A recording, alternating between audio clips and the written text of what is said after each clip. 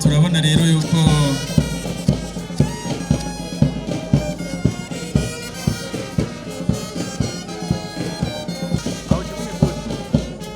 turabona rero yuko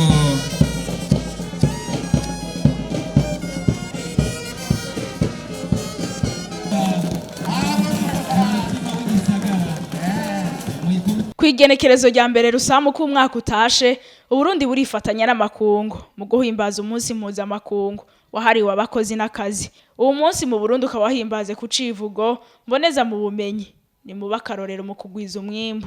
Hano mu gisagara ca Bujumbura ibirori bikaba vyabereye ku kibuga c'umupira w'amaguru kuri ETS Kamenge. Ivyo birori bikaba vyatangujwe na defile ndende yakozwe n'abakozi bahurikiye mu bisata bitandukanye by'ubuzima bw'igihugu eka mbere n'abari mu mashira hamwe y'abikorera utwabo. kumbe mukwihuta tubasabe mu banguke hanyuma turashitse rero hariya kuri biki giti abahariya mu buterere Union de Femmes Vendeuses yego urabona yuko abakenyezi bafashwe mugongo na Jay. Mwijambo ryashikirijwe n'umukuru w'igisagara ca Bujumbura Jimmy Hatungimana yavuze ko uwo munsi ushitse igisagara kiriko kiragira ishusho nshasha mu gushira amatara ku mabarabara eka mbere no gusibura amabarabara. Mwijambo ryashikirijwe n'uburongoye sendika Kosibu yasavye leta gukomeza ibiganiro hagati y'abakozi eka mbere yanashikirije n'ibibazo bimwe bimwe bihanze igisata c'abakozi mu Burundi. Twosaba leta n'abakoresha bakumva ico ibiganiro mu kazi n'inyungu bizana, kwibaza ko mu kazi inyishu zizotorwa n'inguvu canke igikenye c'abakoresha nk'uko vyama vyabaye mu bisata bimwe bimwe vy'akazi kuba ari ukwihenda kandi kuba ari uguhonyanga amategeko agateka k'abakozi tutirenganije ko iyo ngendo isubiza inyuma umwimbu ukabuza mbere n'igihugu gutera imbere. Ikindi twoshikiriza nuko amasendika atari imigambwe naho hari abagomba guhuvya abandi ngo amasendika n'imigambwe itavuga rumwe n'ubutegetsi. Sendika ziharanira inyungu z'abakozi n'akazi gusa.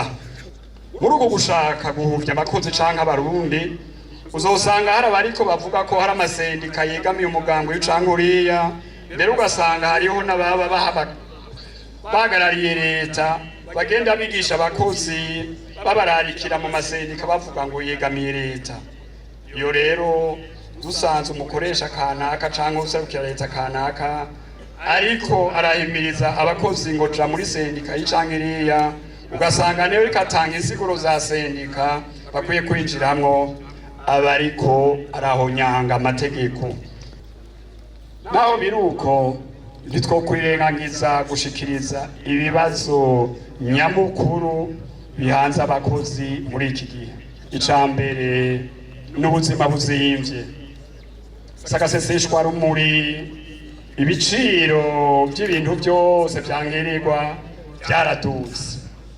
Abantu bagishoboye kuronka ico bafungura nk'uko bitegerezwa kugira umuntu agire ubuzima bwiza. Bagishobora kwivuza hose kwiyunguruza tutibagiye kugura utuntu twangenerwa ubuzima bwa misi yose. Ubwigenge bw'amasendika mu kazi no gukingira indongozi mu masendika. Abategetsi n'abakoresha bamwe bihaye uburenganzira bwo kwaka amasendika n'abarongoye ububasha bafise bwo gukora bisunza amategeko y'akazi yabaye igihugu canke mpuzamakungu. Hariho n'abaterekwa ko amasendika yubaho canke bagatoteza abayaserukira mu kubakuza mu kazi canke mu kubacyoza. Ikibazo ca gatatu ni ukudaha agaciro itunganywa ry'ibiganiro mu kazi.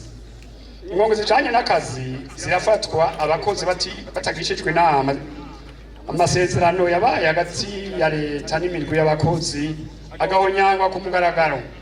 Umugwi w'igihugu ujejwe ibiganiro mu kazi CNTS uhabwa agaciro bimwe bigaragara amasezerano yavuye mu biganiro byahagarikiwe n'uwo murwi akubahirizwa mu ishirwa mu ngiro zayo. Aha twomenyesha nyanicubahiro umukuru w'igihugu cacu ko ibiganiro vyazingamitswe mu bisata bitari bike vy'ubuzi. Ivyo navyo bigatuma habura ituze mu kazi n'umwimbu mbere ukagabanuka. Politike nshasha yo gutunganiza imishahara yo politike salariale, aha turashima ko integuro y'imishahara y'abakozi ya leta iriko iratera imbere, mbere tukanashima intumbero yarayitanzwe na nyir'icubahiro mukuru w'igihugu cacu yuko afise icifuzo ciwe yuko ibibazo vyose bijanye no gukuraho ubusumbasumbane vyoba vyatorewe inyishu mu kiringo kitarenga imyaka 5. Ariko abakozi bo mu mashirahamwe yegamiye leta barakwije imyaka 7 agashara kabo katisununura, kandi yarasanzwe amategeko ategekanya ko umukozi aduga amapete n'umushahara buri mwaka. Turasabye rero ko abo bakozi nabo botunganirizwa, kuko ibi vya politike salariale ntibariko barabavuga.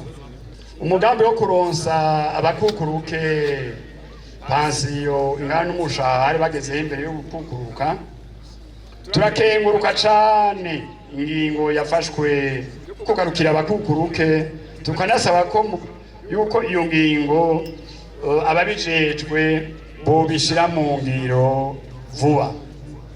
Ibibazo dushikirije ni ibibazo nkoramutima ku bakozi, tugasaba ko vyokwigwa vuba kugira bironke inyishu zibereye. Icegera ca mbere c'umukuru w'inama nkenguza amateka Denise Ndadaye ari nawe yaserukiye umukuru w'igihugu muri ivyo birori, yasavye abene gihugu gukura amaboko mu mpuzu bagakora, kuko ngo igihugu gitera imbere mu vy'ubutunzi abene gihugu bahagurukiye rimwe bagakora. Barundi kazi bakozi bakoresha, uko umwaka utashe nk'aya mango nyene igihugu cacu nticigera gihara mu kwifatanya n'ibindi bihugu byo ku isi mu guhimbaza umunsi mukuru mpuzamakungu wahariwe abakozi n'akazi. Guhimbaza uyu munsi si ukwiyerekana gusa, n'akaryo keza ko kwibukanya akamaro k'akazi turi hamwe, ingene twokarangura neza ku neza y'umukoresha no ku neza y'umukozi imbere no ku neza y'abakeneye umwimbu w'ibikorwa byabo.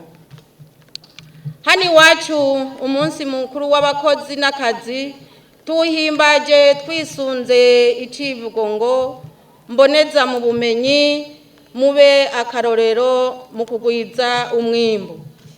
Murumva ko ico civugo gitumbereza cane cane ku mboneza.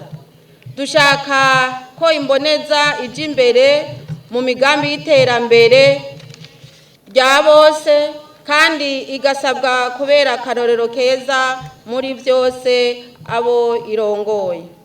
Twama twabivuze n'ubu turabigarukako. Igihugu gikura mu by'ubutunzi iyo abene gihugu bose bavuye hasi bagakora bakaronka umwimbu. Ibyo sivyo turinda kwigishwa, kuko turabona ko Uburundi bukiri inyuma mu iterambere kubera imyaka myinshi twamaze turyana aho gukora. None rero uyu munsi ni wo kwisuzuma duheze twikebuke, twivyukiranye mu gukora ibikorwa bituma Uburundi nabwo buja mu bihugu biteye imbere.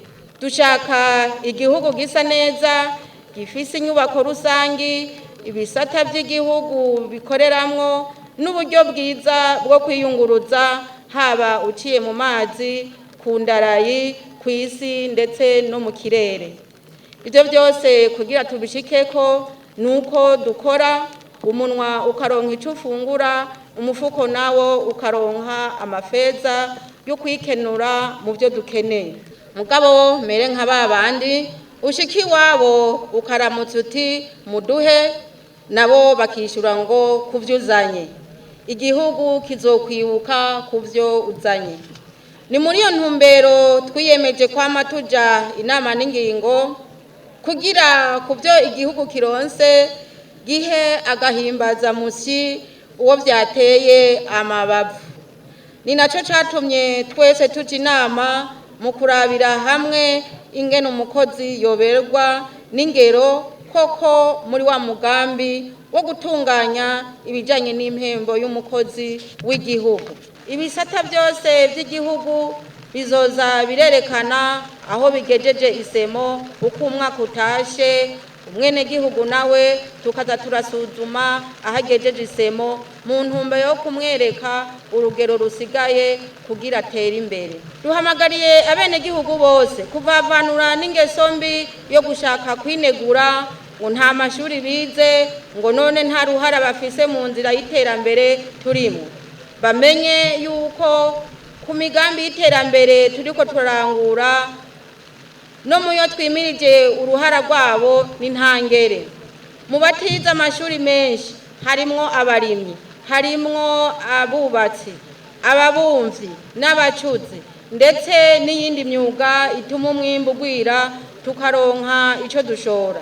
Nta kwisuzugura rero ngo ntacumaze, kandi ari wowe nyene ukenewe mu iterambere rirama kubera ibikorwa n'umwete vyawe.